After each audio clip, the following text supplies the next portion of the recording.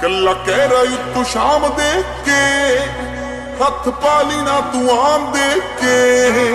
ਨਹੀਂ ਡੀਸੀਆਂ ਦੀ ਦਿੰਦਾ ਧਮਕੀ ਨਹੀਂ ਉਹ ਡੀਸੀਆਂ ਦੀ ਦਿੰਦਾ ਧਮਕੀ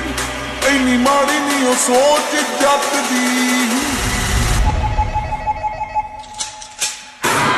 ਦਿਲਾਂ ਵਿੱਚੋਂ ਫੋਨ ਆਉਣਗੇ ਨਾ ਪਰਖੀ ਨਾ ਪਹੁੰਚ ਜੱਟ ਦੀ ਦਿਲਾਂ ਵਿੱਚੋਂ ਫੋਨ ਆਉਣਗੇ ਨਾ ਪਰਖੀ ਨਾ ਪਹੁੰਚ